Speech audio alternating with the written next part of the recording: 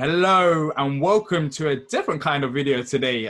We'll be talking about Premier League managers, going back and looking at each Premier League manager that we've had since we've been promoted to the Premier League in 2013. We'll be talking about them with Nick and James and going into them in detail. And at the end of it, giving our own rankings on who we think is our top 5 Premier League managers. So, gents, let's start this. Yep. There's lots of different managers who's been at Palace for various different reasons. One manager, the first manager that came into the club was via promotion, and that was Ian Holloway. So what was your memory? Well, James, you had a little laugh there. So what was your memories of Ian Holloway in the Premier League for Palace? Well, Ian Holloway, he came in, and to be quite frank, I thought he scraped through to promotion that season.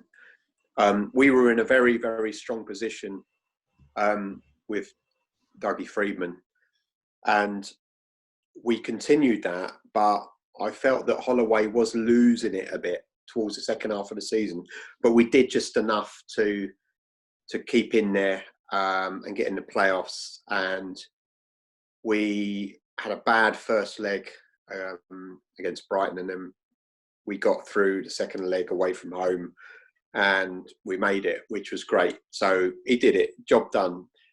Ian Holloway is a fantastic manager for wanting to play football what I'd call the Nottingham Forest way of Brian Clough. But unfortunately, we didn't really have the quality for it to survive in the Premier League. And straight away, it was clear that we were struggling big time.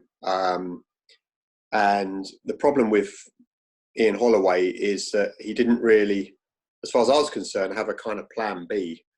And he didn't have the players. He brought in quite a few new players. And he really suffered confidence-wise. And he kind of threw in the towel as much as anything. He just felt that he wasn't up to it, and he was quite honest with himself and with the club. And I felt sorry for the bloke because he's such a lovely guy, and everyone seems to like him. They like his jokes, but he just really, I don't know whether if he would have stayed any longer, he would have worked. But I just felt sorry for the guy. I do like the guy, and I don't want to say anything bad about him, but it just didn't work out in the Premier League. Yeah, and also you have to, another thing to consider with Ian Holloway was the transfers. When we did get promoted, we basically tried to buy a whole new squad. Do you think that hurt him, Nick, in a way?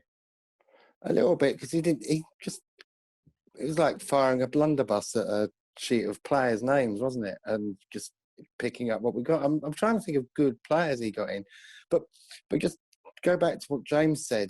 I do think we got promoted in spite of him, not because of him. When he was introduced to the crowd at Selhurst, I think we played Blackburn. Dougie had left, and I think Keith Millen had stepped in for a couple of games. And that game against Blackburn, that first half, even Ollie himself said, "Cool, that was like watching Barcelona." And it was the best I'd seen us play for ages and ages and ages. And I didn't see us play as well as that under Holloway, even in the Championship. We kind of dragged ourselves up. Yes, there was the playoff semi-final. When we got to the Premier League, it just got all too much for him. And it was the Fulham game that did for him, wasn't it? It was that superb goal. I can't remember the Fulham player that scored it, but I do know it's one of the best goals I've seen against Palace.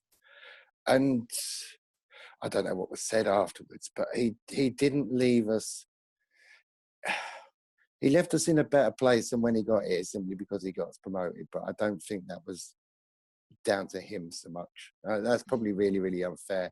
But we interviewed him before we were back at the nest, when we were Homesdale Radio, and when Steve was quite happy to let all and sundry do interviews and stuff. And he was the nicest bloke you could meet, but I didn't have a clue what he was on about half the time. So God knows what the players must have been thinking. Yeah, his passion did stand out. There was that thing where you would see it on the sidelines, he was so passionate about his job. And sometimes that's refreshing to see as managers, because you see nowadays, lots of managers, they just love to keep it into themselves. And sometimes when you see someone actually caring about the club and just jumping up and down and being passionate about it, not that it's the only thing that matters. Of course, at the end of the day, his footballing abilities and how he thinks tactically, that's the most important thing. But he had the passion for it. And how I view it is that the transfers didn't help. We brought in lots of different players at the same time, right when we got promoted. But even if we didn't, and even if we did get a couple of quality players and didn't buy a whole new squad, I still don't think it would have worked in the Premier League and for Ian Holloway. And that's why I don't think he hasn't been a Premier League manager ever since that. And that's not, it sounds harsh, but I think it's just more of a case. That's how it is. Great guy, not Premier League manager. So next, his only saving grace was he brought in Marouane Chamakh, and I love Chamakh. I know he wasn't the greatest player in the world, but he was he was an introduction to what players in the Premier League could be like if we were to stay there. And for that, I'm grateful. I love Chamakh. I love Chamakh as well, but the only thing about him was he was scared to shoot, which I just don't understand from a striker. How can he be scared to shoot? But he done all the other hard work and brought in players. Such an underrated player. I mean, when people think about Chamakh, for example, they clearly say, oh, he's an Arsenal reject. But for Palace, he actually done more good than bad, and he's missed by Palace fans. So next manager that I want to talk about is Tony Pulis. Kept us up with a thin squad. That's how I see it. What do you think of it, James, when we first announced Pulis after Holloway leaving the club? Yeah, well, it needed someone that really could come in and completely overhaul the system that we were playing. And Tony Pulis was a master at getting a team organised. And he pretty much always has been. And I think everyone at the club, supporters, including myself, felt that we did have some ability. I wouldn't say ability to pass it around the field, but ability to defend. And we had, the players that could score goals. But what Pulis did was unbelievable. I mean, really, really unbelievable, because he organised us so well that we just kind of wouldn't concede. And we went on from strength to strength, and the confidence grew. And I remember going to, I went to a run. I hadn't been on a run of away games for years because I just wasn't able to get to games. But I found myself driving up to Everton on a midweek game because I was working in Bristol and thinking I'm going to go, whatever. And I was leaving work really early and doing a 3-hour round trip. And I made the effort because this guy was doing something so special.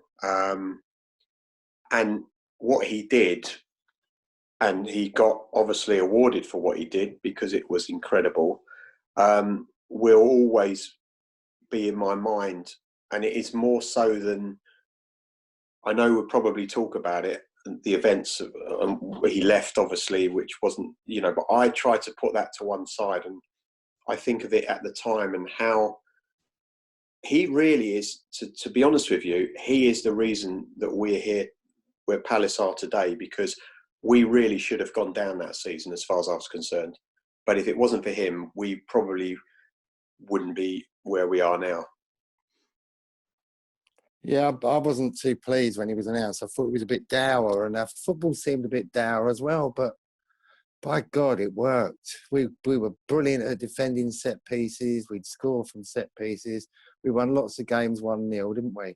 And it just ended all so sourly. And it was a kind of, what if he'd carried on? What would we have done? And we'd seen how well he'd done for West Brom at the time. But who knows what went on between the board and the man. Stoke, Yeah. sorry, yeah. Who knows what went on with the board and Pulis? He went after he'd got his bonus, didn't he? Suddenly disappeared, and the sour taste kind of leaves you with probably a worse impression of him than than perhaps he should have done for what James has rightly said he did for the club. But he's not a favourite just for the way he left. Well, we'll see where you rank him. If he's in the top 5 towards the end of the video. For me, Pulis, I mean, you look at the squad that we had at the time, I don't think any other manager would have kept us up. It's simple as that. We had nowhere near the quality that we have right now under Hodgson.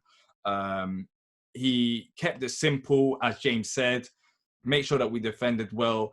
And in terms of bringing us to the next level, even if he stayed on, I mean, at the time, of course, I wanted him to stay on because we didn't really see much of any other managers. We just got promoted to the Premier League. But even if he stayed on, I feel like it might have been a similar occasion of what happened at Stoke City, where you're just an established Premier League club, but you don't really have the opportunity to go forward as a club in terms of reaching higher stages. So, I mean, some people are happy, even as of today, where they would rather Palace be a stable club than go and reach the high stages. But me personally, I want to see Palace do better. And it ended sour, but it didn't really faze me because the job that he done it well, and I respect him for that. So after, I forgot about Keith Millen as well. Well, Keith Millen was in between the Holloway and the Pulis, and then after Pulis got sacked, he was caretaker manager once again. It was a weird one because it seemed like when Keith Millen took charge, every time we sacked the manager, people wanted him to succeed, but it just never worked out, didn't it, James? Yeah, that's right. Keith Millen, I mean, I was going to mention it actually, but I thought, obviously you went straight into Tony Pulis, but I think Keith Millen deserves, if we're going to talk about managers, and I know he was arguably a temporary manager, but I think he should be included in what we're talking about tonight, because I think what he did was quite impressive, because we were a team that were leaking goals, and he really tightened everything up. And I even remember people saying, give him the job full time. Yeah. I remember that. I don't know if you do, Nick, but I do. And there was a lot of argument and debate about giving the job full time. And I think if it wasn't for somebody of Tony Pulis's reputation, he might have got the job. But I'm keeping my cards close to my chest. But when we start ranking these managers, he may well be in there for my top selection of managers over the last number of years we've been in the Premier League. Because I think, and it's not just the once, he's done it twice. He's done it three times.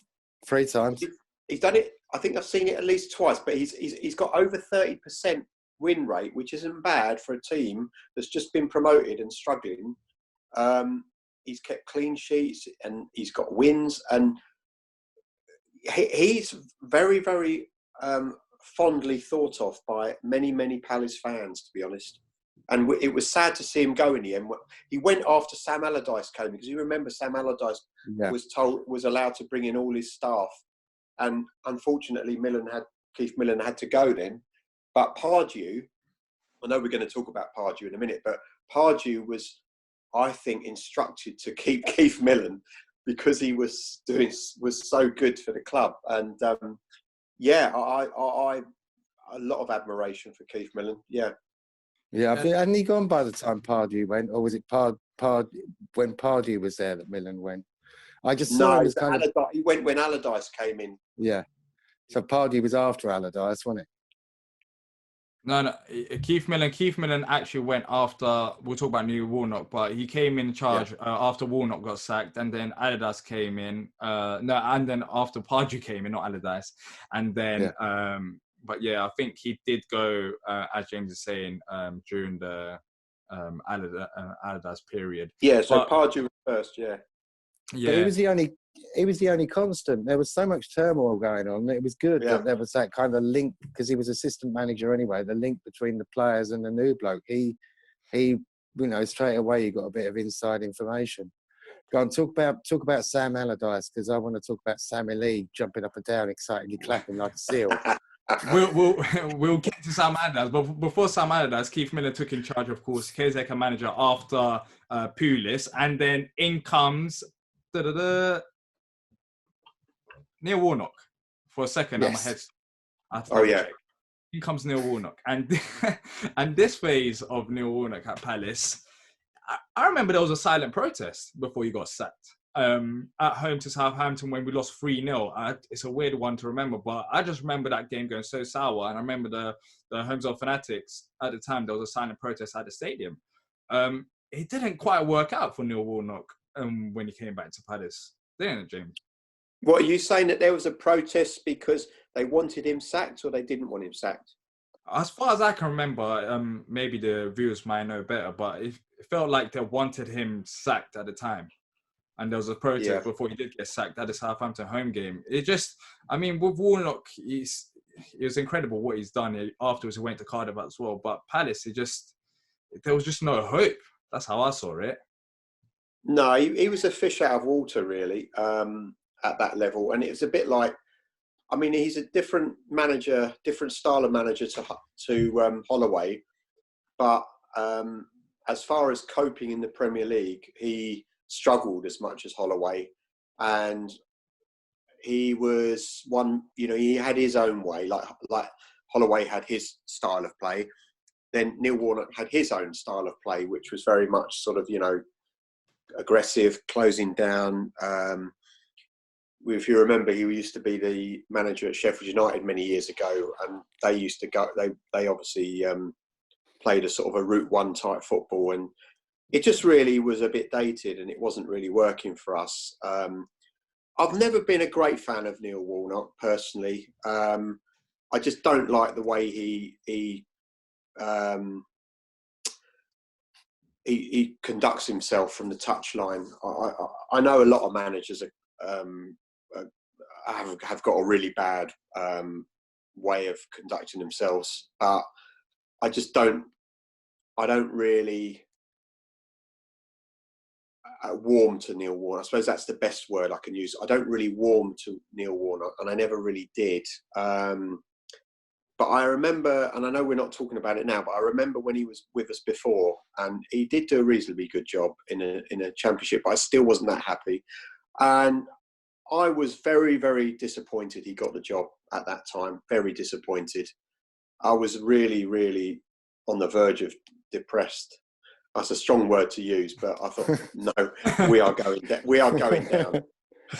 We are going down. And quite rightly, we would have gone down if he'd have stayed. So yeah, I was happy to see him go. Nick, do you feel the same way? Yeah, kind of. I missed his demise because I was having a rare winter holiday in Morocco when we played Southampton that day. I do know that it was razzing down with rain, so my brother-in-law, who was over from America, didn't bother going because the weather was so awful. So whether there was a protest or not, I haven't got a clue. Neil Warnock is a character, and I kind of like him in a way. But my favourite Neil Warnock moment isn't the Palace moment. There's a video on YouTube of him where he had a really bad decision against him. I think maybe for Cardiff, and he's just staring at the ref at the end of the game. It must be for about 3 minutes. His eyes don't avert the gaze. So he had that passion, and you're talking about him being animated on the touchline, James. I think he kind of got into a zone, like when people get angry, they sometimes see red mist. I think he kind of got the red mist when he was on the touchline. But he got found out. How many clubs has he managed? 79? Something like that. Something, yeah. He's probably catching up to his age. Like he's trying to probably do a challenge with the clubs. I think he's probably touched every club there is. But I'm not too sure if he's retired right now. Is he retired? Anyone know? He kept saying he was going to retire, like after every club he'd been to, and then he was supposed to retire after being with us, and he never did. Yeah, exactly. He went to Cardiff. But then after Neil Warnock, for me, it was a weird appointment. I mean, you're just going back to an old manager and you're in the Premier League. You want to see a bit of progression. I understand Tony Pulis went and then Keith Millen came in for a caretaker, but we didn't take the right step forward. And I know it's not as easy as I say it to be, but it just seemed like a very weird appointment at the time. And there was no surprise that it didn't work out. But then Alan Pardew now. You want to say something, Nick? No, I was going to say is it naivety from Parish and Co at that time? Because you got to remember they hadn't been chairman of a football club for very long, so you know, what advice they were given. Was Warnock the best person at the time? Maybe he was, because, you know, in the middle of the season, especially just before a transfer window, they wanted to get somebody in so that he'd be able to buy some players. I don't know can't remember who he got in that window, but yeah. So it just seemed all a bit panicky. But naive, to be fair, Nick, I think, from my memory, I think that we got him in very quickly to just help us out, and it wasn't supposed to be long term. I've got a funny feeling that Steve Parish and he had a chat and said, look, I'm just need time to get someone, but we're struggling. And he was available, and he was just literally coming in with the expectation that he might not be there for long. And I think when he did finally leave, which was just a couple of months or so later, I think Warnock came out and said, you know what, I kind of half expected it, and I've got, you know, no bones about it, but I was asked to help out, and I didn't really expect it to go long term. Obviously, he was disappointed, but it happened. So I think it was because there was no one available at that point of time. So what you're saying then is a shit Paul Hart? Well, yeah, I like Paul Hart. Yeah, I mean, what it shows, we talked about Keith Millen already, but what it shows is that the board clearly didn't have faith in Keith Millen keep on, you know, leading the team at the time that we had to go back to Neil Warnock. Yeah. It showed. But then saying that, after Warnock went, Keith Millen was back as caretaker manager once again. So he was always there for duty when he was ready, but it seemed like we didn't have much faith in him. But yeah, Keith Millen came in as caretaker manager, nothing to really talk about there before Alan Pardew. So Pardew wasn't doing too well at Newcastle. Newcastle fans didn't want him at all. Even to this day, they don't like him.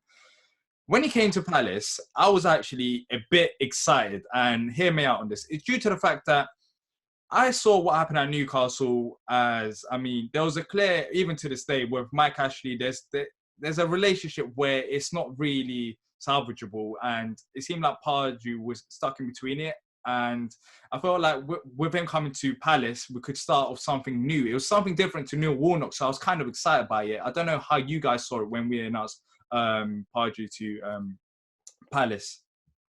Well, first of all, he was canny at Newcastle getting that 7-year deal, because that was unheard of for a manager then. So he kind of tied Mike Ashley up in knots then. I was a little bit excited simply because he was the bloke that put the ball in the Scousers' net in that brilliant semi-final. So he had the Palace pedigree.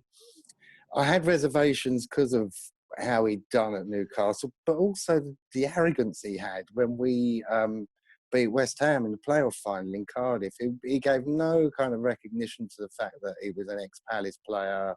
He kind of sneered at us, I think, with his attitude on the touchline. So I was a little bit worried. I remember Hambo picking me up. We went down to see his first match in charge, and that was Dover. And he didn't even... He'd been manager for half a day or a couple of days before. He didn't even just go there to watch and let Keith see what Keith Millen did. He went in and took straight over, which shows you how much he thinks of himself. Time went on, he was quite good. We had that little run, didn't we, where we beat Chelsea at Stamford Bridge, and then everybody started talking about Europe. And then it all started going sour.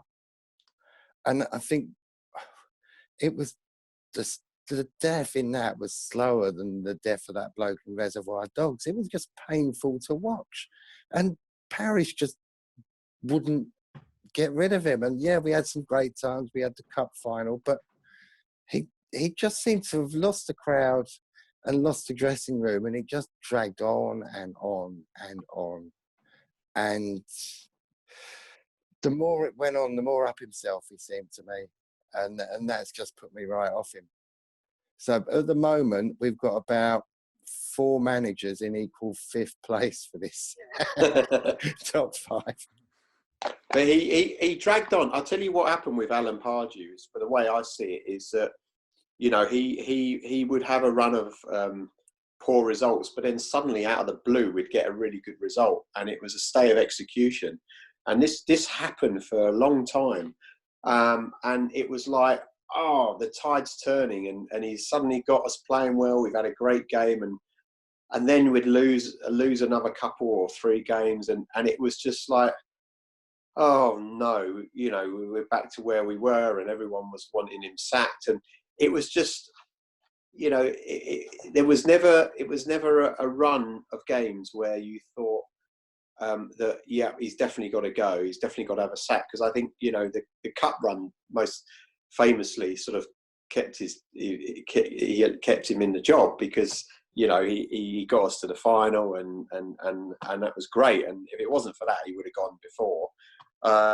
But it was like, well, you know, if he can do it in the cup, then surely he can do it in the league, and it was just dragged on and dragged on. But yeah, I think when he first came, he did really well, and he got us. We got the points, we got the results, and I was quite impressed. And ex-Palace player, I was happy. And then you know, there were times when he made some decisions. I think he was partly decision why Glenn Murray went, and he allowed Jedinak to go. Can I come in there on that one? Yeah, James, because I was going to mention Mile, because he was responsible for Jedinak going. He doesn't like big characters. Now, Dougie Friedman said when he wants his team, when he builds a team, he wants a team of leaders. You know, everyone out there should be a leader. And Mile was one of the people that was got in to do that job. And he shut him out. He actually started shutting him out. Now, at the time, I was saying, okay, Jedi's losing a bit of form and he's not passing. And, you know, a few people joined on the bandwagon. I wondered if that was due to the way that he was treated by Pardew. And I think Pardew forced him out. And as he said, he forced Murray out because he didn't like big characters. I could be wrong. Yeah, I think arrogance. I think you're right. I think arrogance was an issue there, especially towards the end. You could see it. He was so stubborn in his tactics, and it's just not being stubborn in his tactics and it working. It wasn't working. It wasn't working for a while, and I feel like lots of various factors went into why it didn't work and why it ended so sour. One, you have to look at the board. I'm sorry, but he wasn't performing for a very long time, but we still decided not to sack him. Maybe that's due to the cup run. Fair enough, but we put our position in the Premier League at major risk. And I love the way that we played with Pardew in terms of before around December 2016, where we was around 5th and was fighting for European places. Then Yannick Bolasie got injured and everything went sour. And we just sacked him too late. I mean, it was good when it started. I mean, he won his first game. He seemed like everywhere he goes, he wins the first game in charge. Even when he went to Holland, he won his first game in charge there. I think that was the only game that he won. But just exactly. And then afterwards, he just dragged on and dragged on. But I feel like it's something that the board have learned from, but it was very risky move. And then what was funny about the Holland thing?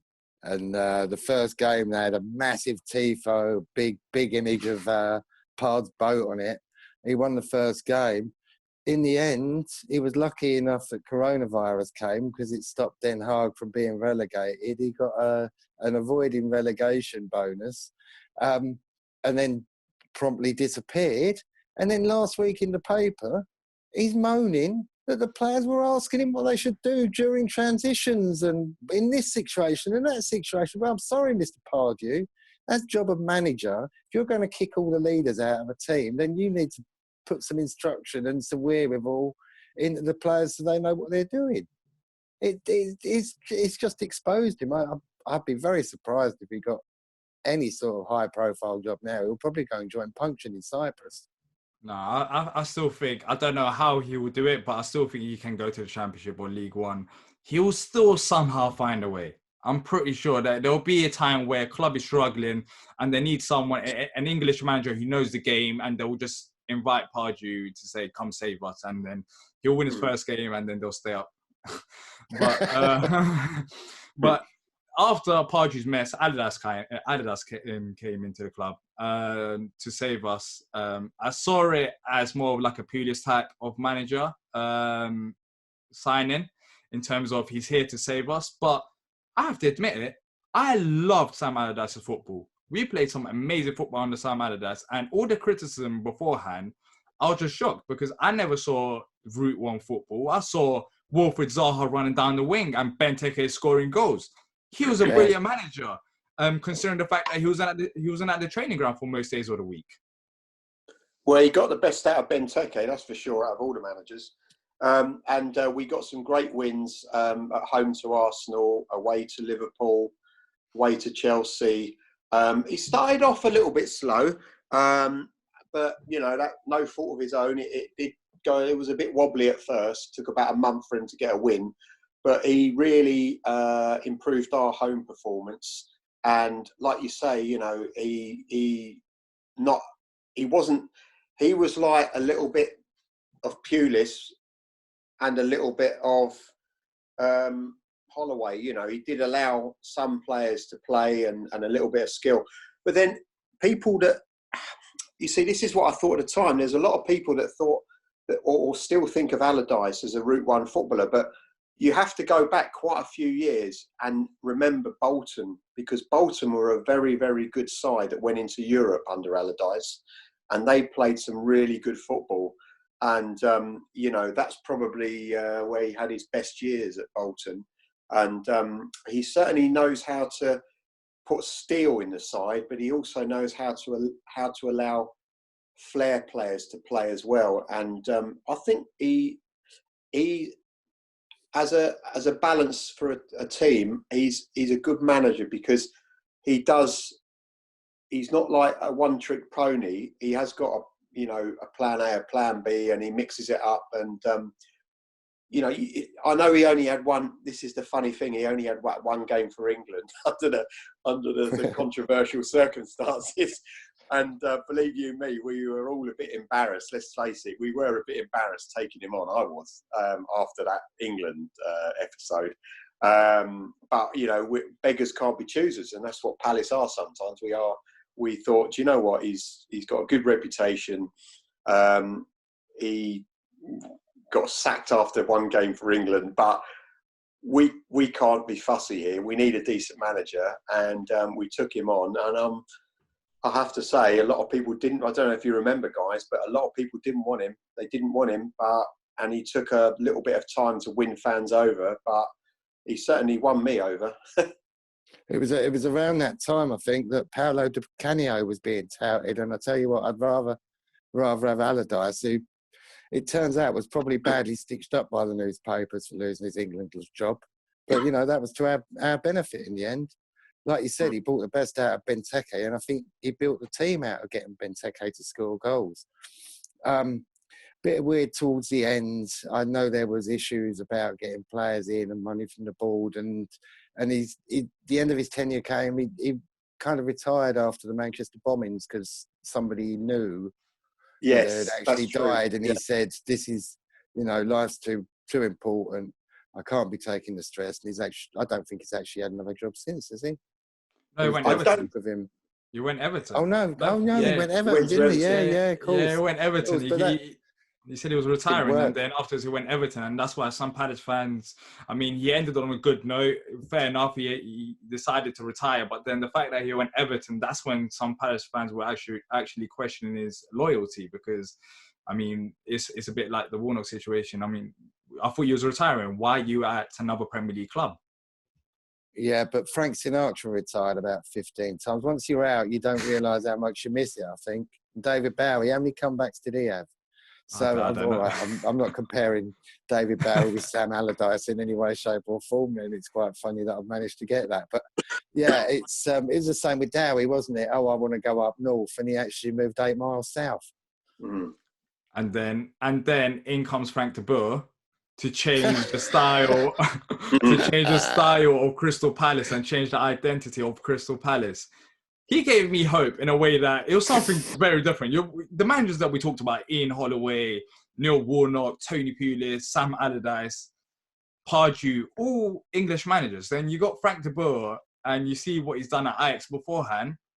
It seemed like it's a complete different style of football, and this is going to be the new identity of Palace.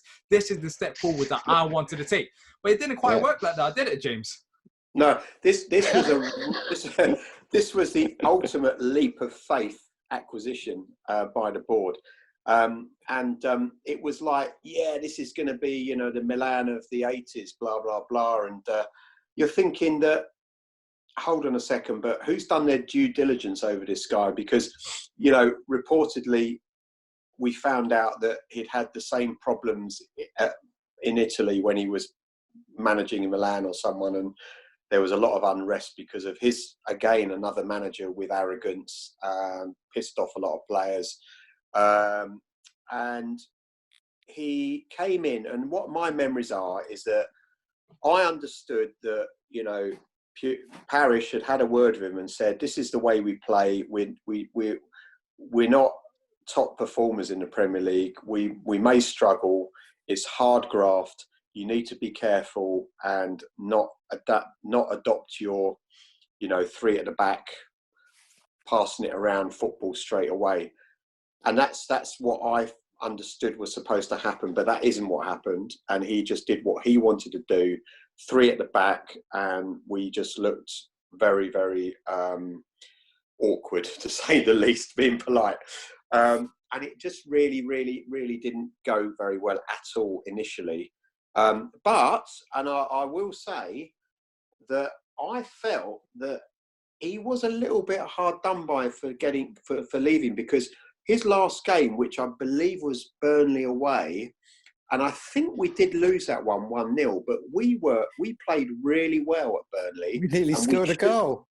We should have won that game. We should have won that game. And I came away thinking, do you know what? Maybe he's got it.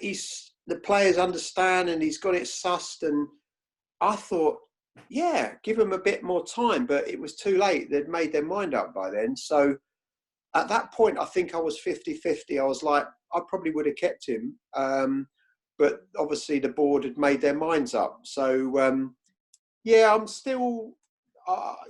it was tough to watch the first few games, but after that last game, I was growing towards him a little bit. But it was a tough one.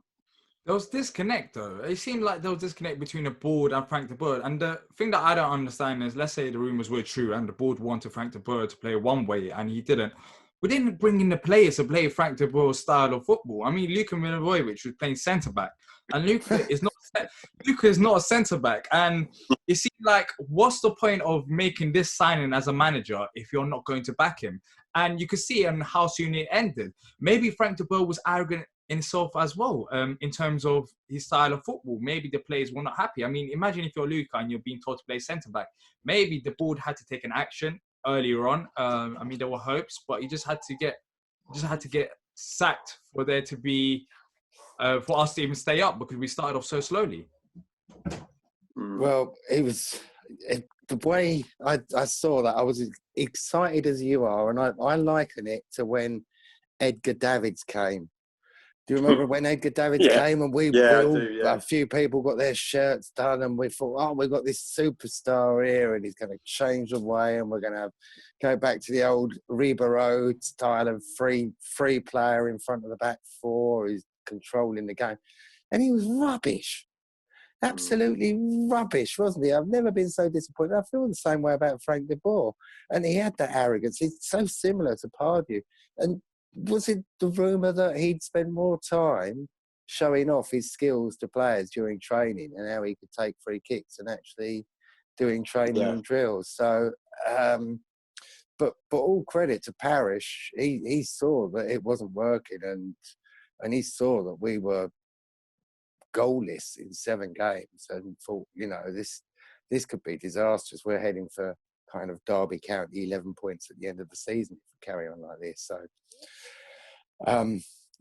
no surprises where he'll be on my list, I don't think. You'll be surprised where he'll be on my list. Finally, Hodgson comes in to save us.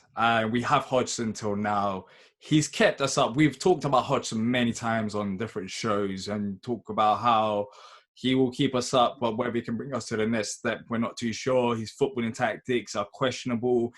He's stubborn at times. But all them things considered, he has kept us up. and he's kept us up comfortably. And when Frank de Boer actually left the club, 7 games without a goal, let alone a win. And the season that we had after he came in, and even right now what we're having before the Premier League season got cancelled, you have to give credit to Hodgson to what he's done for this club. He was having runs of poor games, and we were shouting that he wasn't making a substitution, and we didn't have a plan B.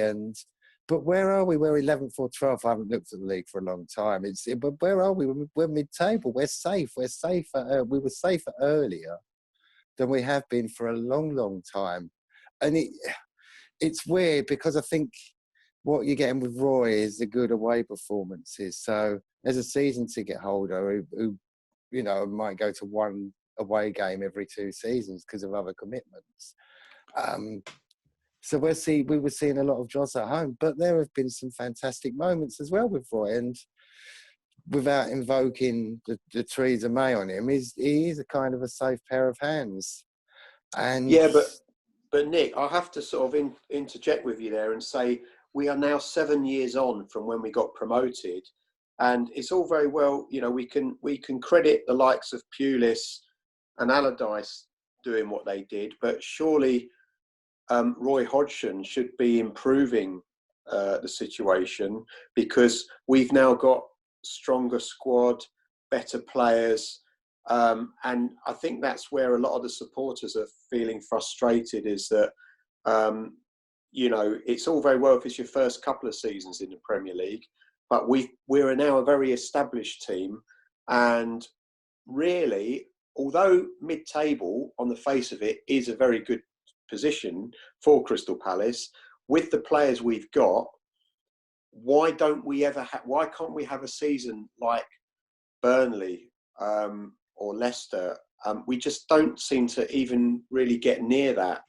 And I think what people and fans worry about is that Hodgson tactically can't cope with managing a team in the top half, and that's why he struggled at Liverpool and why he struggled at England.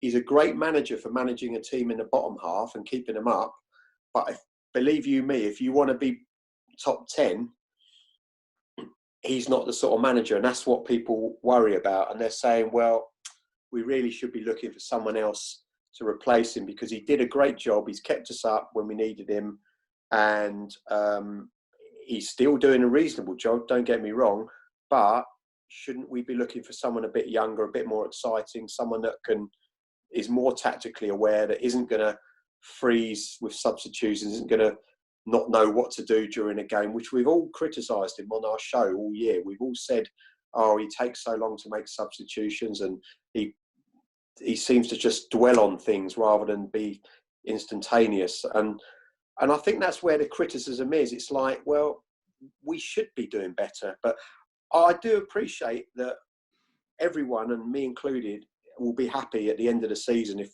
the way it is, we're going to survive, whatever happens. But yeah, at the end of the day, we want to survive. But I think a lot of people out there think that we should be doing better with the squad that we've got than we do under Hodgson. Well, that's the problem. Has he been backed enough? That's the thing I want to get into. In terms of, we talk about fullbacks. We saw Aaron Wan-Bissaka, for example, in the summer. We still didn't bring in a fullback in January. You could argue that the board are taking, you're looking at Roy Hodgson, they're taking advantage of him in terms of he can keep us up with the squad. But has he, during his time at Palace, have we brought in the right players? Have we brought in enough players? We talked about strikers. We talked about fullbacks. We've got a decent enough squad. There's no excuse for us to not push on, but we're only 5 points off the top 6. And also, I still don't think he's being backed enough at positions, and he's actually called for it publicly, which shows how desperate he is. It's difficult. I think all the managers have had that problem, which is supposedly, or one of the reasons purported to be why Pulis left, because he wasn't being backed. Who knows? It's a tricky situation with what's going on in the background with the American owners wanting out, and we've got the newsstand in the background. We've got this whole virus thing going on where we're told we have to stay at home, but we can go out as much as we want now. How are you getting on with that one? I'm still trying to work that one out. So it's hard. I'm just glad that he has steadied the ship. I'm not sure what other managers would come to Palace right at the moment, given the way other managers have left. Hopefully, Parish is kind of getting a bit more into the job and knowing what he's doing a lot more with the choice of the next manager. It's hard, but it's. I'm not complaining about him because we are where we are. Yeah. So And that's the man. you say we mentioned Bolton earlier when you were talking about Allardyce. Where are they now? You're talking about Stoke. Where are they now? And Parish is going to be looking at that and thinking, do I take a chance and it go tits up and I end up where they are? Or do we keep it going where I've got this nice steady income? We're not losing money every year. We're just ticking over as a business. We're in the Premier League. We've got worldwide exposure. We'll get a few players that we'll be able to sell on for a bit and hopefully get a few bargains, 2 million fry, you know. So the fact that we've always picked out Ayew must give him, you know, who's he brought in? We've got Ayew, we've got Cahill. Okay, they're players that are established, and you're not going to get players coming through unless it's, you know, he's forced to, like Wan-Bissaka. That was the difficult thing, isn't it? He's just bringing new players through and having faith in other players. And, you know, what other things go against him, like the Nathan Ferguson transfer. I mean, imagine what it would be like if we did have that excellent fullback that we were after. And he was looking to build the squad that way, and things have just conspired against him. Yeah, so let's just now end this. We went through all the managers. Let's give our top 5 rankings. I'll go first. Number 1, I'm going to go with Tony Pulis. And this is because of the squad that he kept us up with, which was incredible. He'd done an incredible job. Number 2, I'm going with Sam Allardyce, because I just love this football. I love the way that we played and how we got the best out of the players. Even though he was backed, I mean, that's not negative, but he did deliver his backings, I felt like. Number 3, I'm going with Roy Hodgson. I don't really enjoy football. I'm not going to hide that, but he has kept us up in the Premier League. Number 4, Alan Pardew, which might sound controversial.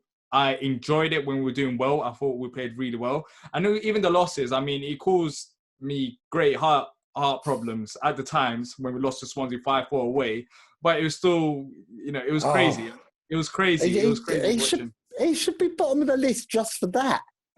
Nah. We went to FA Cup final with him as well, so I have to put Pardew there. And number 5 was a free hit for me. I'm gonna go with Frank de Boer because he gave me hope. He gave me hope that we'll play a different type of football. I mean, it didn't work out, but that's my top 5 list. Nick, what about yours? Well, I'm not going to spoil it. I'm going to go in reverse order like they do in the charts and make it a bit more exciting. Number 5 out of that little list has got to be Frank de Boer. It was just a stupid experiment that went wrong. The sooner it's forgotten, the better, although we need to remember it to remind us not to do it again. Number 4, Alan Pardew, cup final, yes, but it just dragged on for too long, and he's arrogant. And that dance and the fact that he got best players out of the club at the time who didn't feel comfortable, who were Murray, Palace through and through. Jedinak, you couldn't imagine him playing for anybody else, but he saw them out when they could have still played a decent part. How we could have done with Murray the following couple of seasons. Number 3, I'm going to go with Tony Pulis. The way he left a nasty taste. I think we were stitched up a little bit there. Number 2, Sam Allardyce, because that was a good season. We had some great wins, beating Liverpool away with Benteke scoring there was really, really good, and just rubbing their noses in it. And I'm going to put Roy at number 1 because he's just kept us safe, and there have been great moments. There's been wins against Man City. We've beaten all the top sides. We're unbeaten against Manchester sides this year. You know what Palace manager's going to do that? So yeah, Roy number 1 for me. Okay, so I'm going to go back to top 5 from first downwards. So we've all got a different top 5, which makes it interesting. Yeah, my top 1 is Sam Allardyce.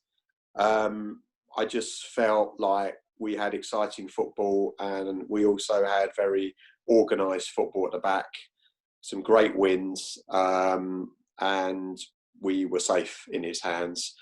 I would love, out of all the managers, and this is the way I looked at it, out of all the managers that we've had since the time we're doing this, he's the most one I would want back. And there's no, I'm not basing it on the way they left or anything like that. I'm just basing it on the football that I watched and the enjoyment and the results. That's how I'm basing it on. Which means that I've got Tony Pulis at second, because he was nearly my top manager. He won the Manager of the Year award, and what he did was unbelievable. But I think there would have been a limited life for him.